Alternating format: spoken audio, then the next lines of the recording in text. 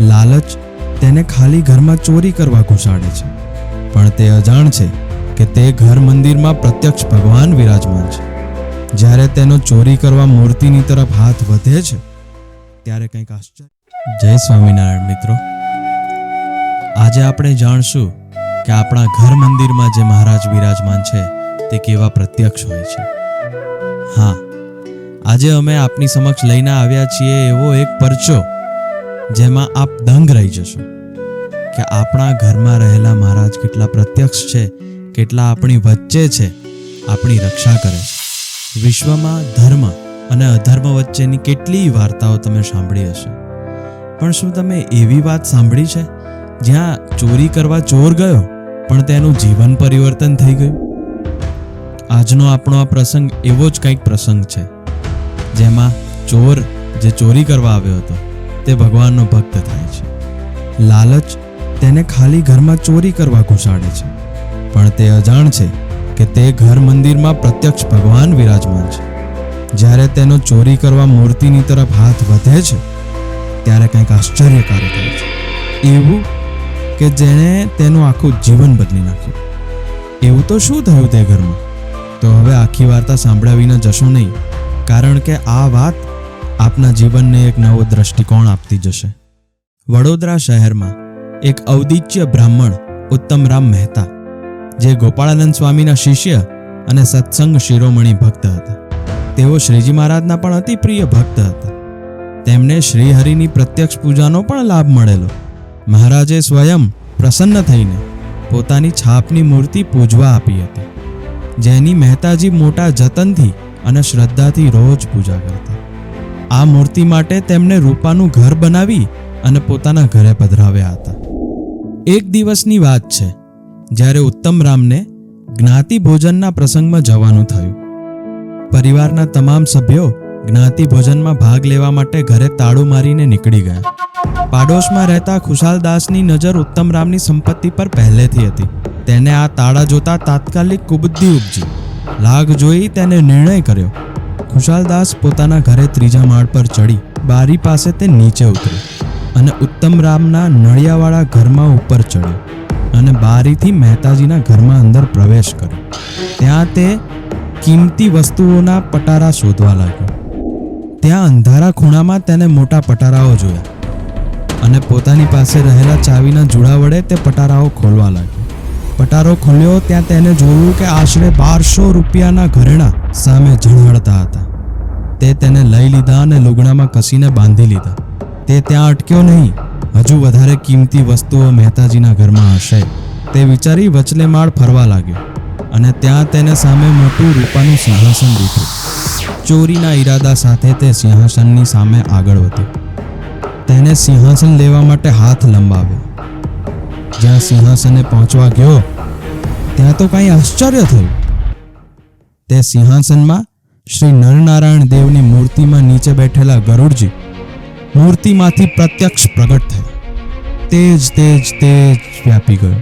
ગરુડજીની આંખોમાં જ્વાળાની જેમ તેજસ્વી પ્રકાશ હતો. ગરુડજીએ પળવારમાં વાણિયાના હાથ પકડીને હિંચકાના કડામાં તેને લટકાવી દીધો. વાણિયાના પગ જમીનને અડતા પણ ન હતા અને તે બેદમ લટકી રહ્યો. ત્યારબાદ ગરુડજી પોતાની મૂર્તિમાં પાછા અદૃશ્ય થઈ ગયા. વાણિયો બે ઘડી તો દંગ રહી ગયો. તેને ખ્યાલ જ ના આવ્યો કે શું થઈ ગયું. તે ખૂબ જ બળ કરીને હાથ છોડાવવા માટે મથવા લાગ્યો. તેને ઘણા પ્રયત્નો કર્યા પરંતુ નિષ્ફળ રહ્યો. હાથમાં દુખાવાના કારણે તેને તીવ્ર બળતરા થવા માંડી.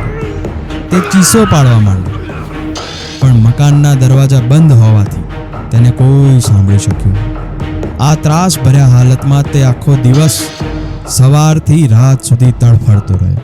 આ પ્રસંગમાં આપણે જે નિહાળી રહ્યા છીએ તે બીજું કાંઈ નહીં, આપણા ઘરે આપણા ઘર મંદિરમાં રહેલા મહારાજની જે મૂર્તિ છે આ તેનો જ પ્રસંગ છે.